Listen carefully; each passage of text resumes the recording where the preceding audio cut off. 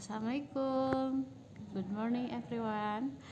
Sekarang kita masuk ke pembelajaran bahasa Indonesia, di mana pembelajaran bahasa Indonesia ini kita akan membahas mengenai poin C ya. Poin C ini memahami atau menelaah pola, struktur, dan kaidah kebahasaan iklan.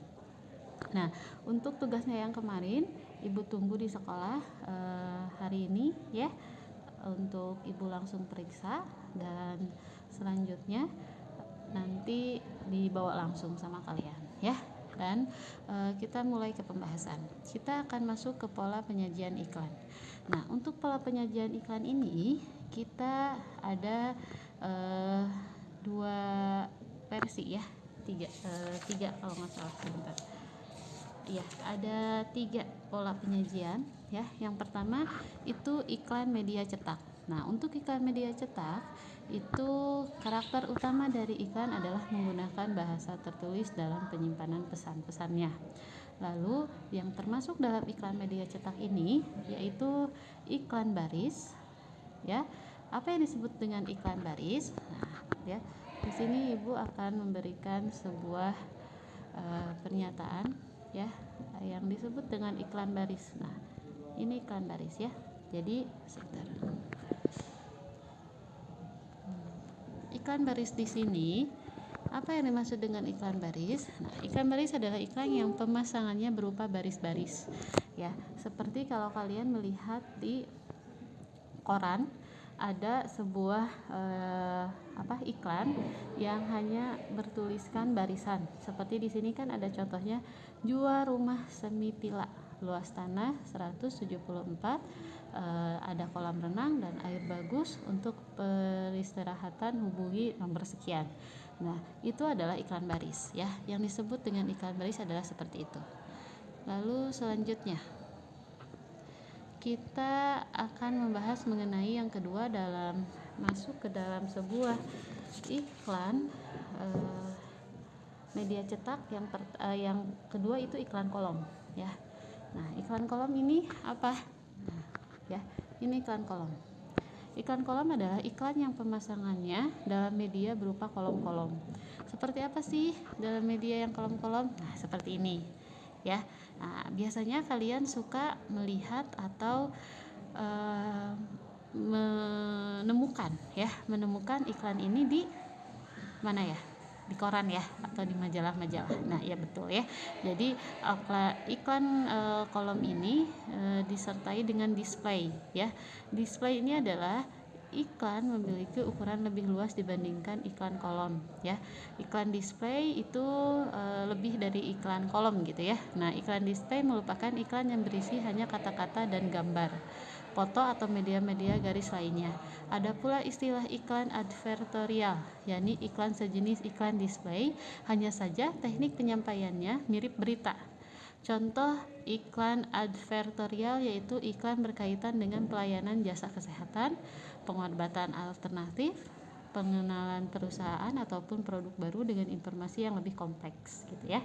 Nah, itu untuk iklan di bagian iklan kolom ya. Jadi selain iklan kolom itu ada iklan display dan ada iklan advertorial ya. Itu boleh kalian nanti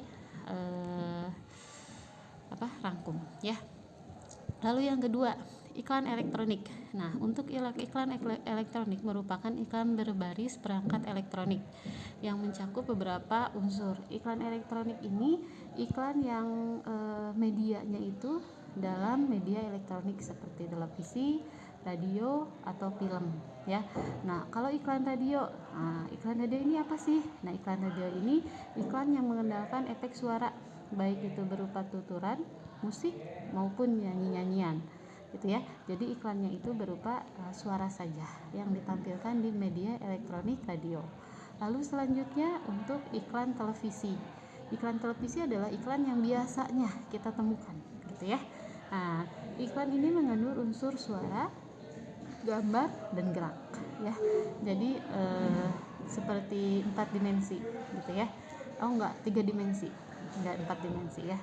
Lalu yang terakhir adalah iklan film ya. Iklan film adalah iklan yang berisi tersaji dalam judul film. Biasanya iklan film ini seperti iklan Tyler ya, sebuah film yang mau dilaunchingkan itu pasti kan ada iklannya dulu. Nah, iklan film ini yang seperti itu gitu ya. Jadi kalau kalian menemukan iklan Tyler itu masuknya ke iklan film ya. Nah, selanjutnya ada di samping karena medianya, keberagaman iklan juga dapat dilihat berdasarkan isinya ya. Jadi berdasarkan isinya seperti apa? Berdasarkan isinya, nah di sini ya, berdasarkan isinya ya, diklarifikasi menjadi 3 jenis juga ya. Apa saja sih Bu untuk iklan yang menurut isinya itu? Ada iklan pemberitahuan ya. Iklan pemberitaan di sini iklannya terfokus pada kepentingan untuk memberitahu halayak mengenai sesuatu hal ya, baik itu yang berupa peristiwa, keadaan atau hal lainnya gitu. Nah, seperti pemberitahuan kalau ada pemadaman listrik semisal ya. Nah, itu kan kalau sekarang kita bisanya melalui selebaran, tapi selebarannya dipoto melalui media sosial. Nah, itu bisa ya. Itu masuknya ke layanan pemberitahuan. Lalu yang kedua, menurut isinya apa saja? Ada iklan layanan masyarakat ya. Ayo peduli pajak. Jadi iklan layanan masyarakat ini yang seperti ini gitu. Jadi yang mempengaruhi sebuah tentang masyarakat gitu, untuk mengajak halayak umum gitu ya. Nah, tujuannya apa sih? Memberikan penerangan atau penjelasan kepada masyarakat. Contoh iklan keluarga berencana ya, kayak Posyandu, KB itu masuk ke iklan layanan masyarakat dan seterusnya. Lalu yang ketiga adalah iklan penawaran. Nah, untuk iklan penawaran ini bertujuan untuk menawarkan produk atau jasa. Iklan penawaran jasa disebut dengan iklan niaga atau iklan lowongan kerja. Nah, ini biasanya yang kita sering temui gitu ya, untuk iklan yang jenisnya penawaran. Jadi banyak sekali gitu ya untuk yang termasuk kategori di iklan penawaran. Nah, selanjutnya kita masuk ke struktur teks iklan ya. Untuk struktur teks iklan kita akan membahas mengenai struktur yang pertama ya.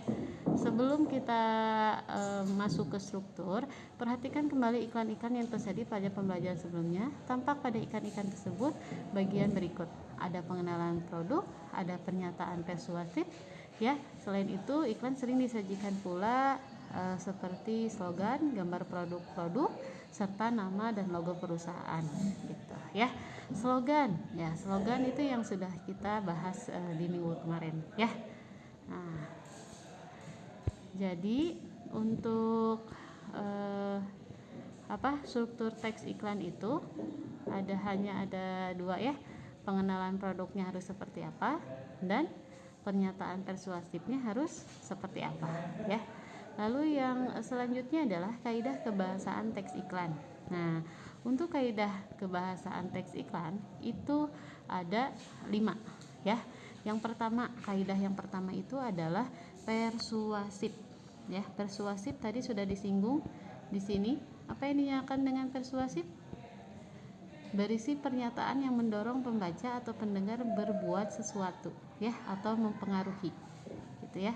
Nah, selanjutnya yang kedua, imperatif. Apa itu imperatif ya? Boleh nanti kalian lihat di Google atau di Kamus Bahasa Indonesia apa yang disebut dengan imperatif ya. Lalu yang selanjutnya adalah berirama puitis. Jadi berirama puitis ini kata-katanya harus seirama biar lebih membuat orang itu menjadi enak untuk didengar dan mudah untuk dihafal gitu ya. Selanjutnya berkesan positif ya. Semua iklan, mau itu iklan media sosial, mau itu iklan media cetak atau iklan apapun itu harus mempunyai nilai positif untuk para pendengar yang atau para penontonnya gitu ya. Agar apa? Agar ada sesuatu yang bisa diambil dari iklan yang dibuat oleh perusahaan tersebut atau lembaga tersebut ya. Lalu yang terakhir adalah ringkas ya. Jadi untuk iklan itu tidak bisa seperti kita berpidato, tidak bisa ya. Untuk iklan itu kita tahu sendiri, iklan dibatasi waktunya, makanya dari segi kata atau dari segi kebermanfaatan itu harus lebih ditekankan bagaimana untuk bisa ya, katanya sedikit tapi mengandung semua unsurnya yang banyak gitu ya. Oke, itu untuk kaidah kebahasaan dalam teks iklan ya. Nah, itu mungkin untuk poin C ya di ini sekarang ya. Nah, sebelum ke kita menulis iklan ya, ada hal yang mau ditanyakan, boleh ditanyakan nanti di kolom komentar. Dan untuk kalian absen itu ditulis di kolom komentar. Dan untuk tugasnya kalian mencoba gitu ya. Tugasnya kemarin udah dikerjakan kan, sekarang dikumpulkan ya. Coba kita lihat dulu.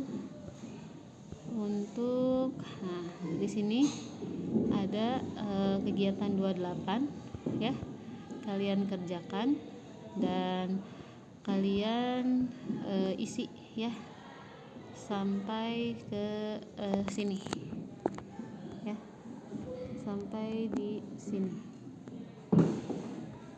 ya. Nah, sampai di sini tugasnya. Kalau yang ini 3 nggak usah lah ya, 3 nggak usah, jadi sampai sini saja. Oke ya, tugasnya sampai sana. Jadi Bu, ini kayak gimana ya tugasnya? Boleh nanti kalian dilihat saja ya. Untuk ada kan iklan 1, iklan 2, itu kalian lihat keterangannya, menurut kalian kepersuasifannya bagaimana, keimperatifan bagaimana, lalu keberiramaannya bagaimana, itu kalian nilai sendiri, nanti kalian kasihkan ke ibu ya. Nah, itu saja mungkin anak-anak untuk kita pembahasan di kolom bagian 3 ya. Jadi tugasnya ya, selain tadi yang harus dikerjakan kegiatan 28 yang harus kalian kerjakan juga, itu kan untuk kaidah ya. Ini untuk struktur. Untuk strukturnya kalian kerjakan di latihan 26 ya. Jadi 26 kalian kerjakan kegiatan 2.6 dan 2.8 ya. Itu mungkin untuk pembelajaran hari ini Ibu cukupkan sekian. Ditunggu untuk tugasnya. Pahami dari bacaan dan dari yang diinginkan oleh soal ya, jawab dengan tepat dan sesuai instruksi. Oke. Ibu akhiri pembelajaran hari ini dengan bacaan hamdalah. See you next week dan assalamualaikum warahmatullahi wabarakatuh.